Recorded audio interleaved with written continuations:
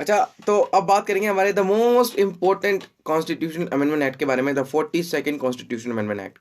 ठीक, इसको mini constitution भी बोला जाता है। क्यों? क्योंकि ये मोस्ट कॉम्प्रिहेंसिव कॉन्स्टिट्यूशन अमेंडमेंट हुआ है आज तक की इंडियन हिस्ट्री में, कॉन्स्टिट्यूशन की हिस्ट्री में।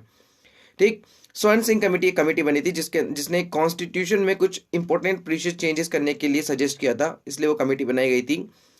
उसके रिकमेंडेशंस को इम्प्लीमेंट करने के लिए ये वाले अमेंडमेंट किया गया। ठीक है, कौन सा? 42nd अमेंडमेंट है, जो कि 1976 में आया था। काफी सुना होगा आपने इसके बारे में, काफी मेजर इंपैक्ट डाले इसने हमारे कॉन्स्टिट्यूशनल हिस्ट्री में, और आज भी हमारे वेरियस जजमेंट्स में इनका कोट किया जाता है। ठीक है, तो पहला चेंजेस क्या किया इसने? कॉम्प्रिहेंसिव, इसलिए ये वीडियो थोड़ी सी डिटेल होगी, यानी कि जब तक पूरा नहीं समझा दूंगा मैं वीडियो एंड नहीं होगा, राइट। सो पहला चेंज जो किया गया था वो ये था कि 3 नए वर्ड्स को ऐड किया गया प्रीएम्बल में। पहला socialist, second secular and third integrity. Second जो मोस्ट इंपॉर्टेंट चेंज इसने किया गया, अमेंड जो इसने किया, उसके अंदर है कि जो हमारे फंडामेंटल ड्यूटीज हैं, पार्ट 4 को इंक्लूड किया गया, इंट्रोड्यूस कराया गया। फंडामेंटल ड्यूटीज जो सिटीजन्स के द्वारा फुलफिल की जाएगी। थर्ड, प्रेसिडेंट को बाउंड कर दिया गया to actually adopt the advice of the cabinet. Cabinet की एडवाइस को मानना ही पड़ेगा, प्रेसिडेंट बाउंड है।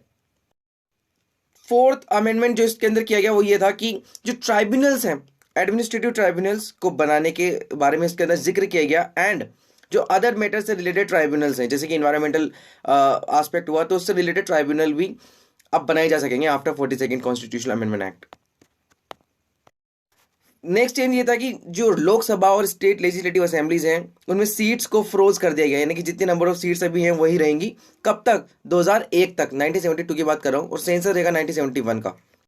तो सिक्स चेंज क्या किया 42nd कॉन्स्टिट्यूशन अमेंडमेंट ने, कि जो जुडिशियल रिव्यू का पावर है उसको कटटेल कर दिया गया। उसके अलावा जो रिट जुरिस्डिक्शन है, वो वाली पावर जो सुप्रीम कोर्ट और हायर कोर्ट्स की है, उसको कटटेल कर दिया गया। सेवेंथ चेंज जो इसने किया वो ये था कि जो कॉन्स्टिट्यूशनल अमेंडमेंट है उसको जुडिशियल स्क्रूटनी से बियॉन्ड कर दिया गया, जो कॉन्स्टिट्यूशन अमेंडमेंट है।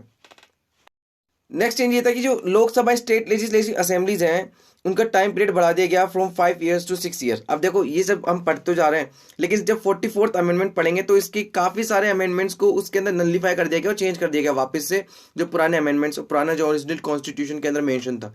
ठीक है, तो चेंजेस किए गए 44th में भी, वो हम पढ़ेंगे इन डिटेल।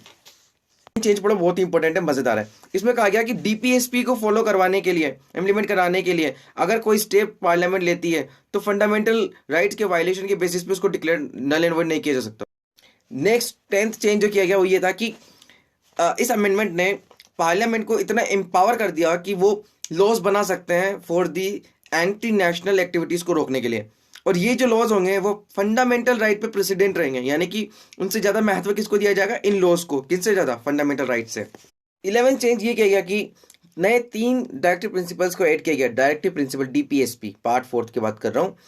ठीक, तो इसके अंदर 3 नए डायरेक्टिव प्रिंसिपल्स को लाया गया। कौन कौन से? पहला था कि जो वर्कर्स का पार्टिसिपेशन है in the management of the factory, वो लाया गया। सेकंड, जो environment, forest and wildlife, उनका protection. And third, equal justice and free legal aid का जो राइट था। चेंज ये किया गया कि अब इसने फैसिलिटेट कर दिया कि नेशनल इमरजेंसी को इंडिया के किसी एक पार्ट पे भी लगाया जा सकता है, नेशनल इमरजेंसी को। चेंज ये किया गया कि जो प्रेसिडेंट रूल होता था उसका टाइम पीरियड 6 मंथ से बढ़ा करके 1 ईयर कर दिया गया फॉर द 1।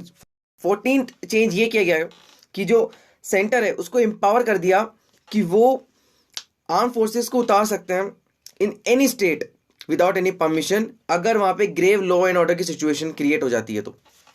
15th चेंज ये किया गया कि स्टेट लिस्ट से 5 सब्जेक्ट को उठा करके सीधा डाल दिया गया कॉन्करेंट लिस्ट में, जैसे कि education and protection of wildlife, इसके अलावा weight and measures, constitution, law and orders. ठीक है, ये सब उठा करके डाल दिया गया कॉन्करेंट लिस्ट में।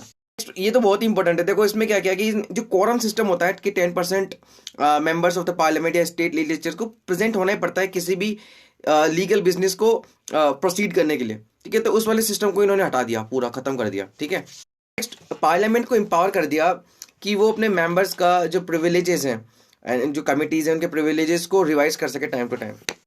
18th है कि जो ऑल इंडिया जुडिशियल सर्विस की इसके अंदर बात की गई। और लास्ट है कि जो सिविल सर्वेंट अगर इंक्वायरी चल रही है तो उसके डिसिप्लिनरी एक्शन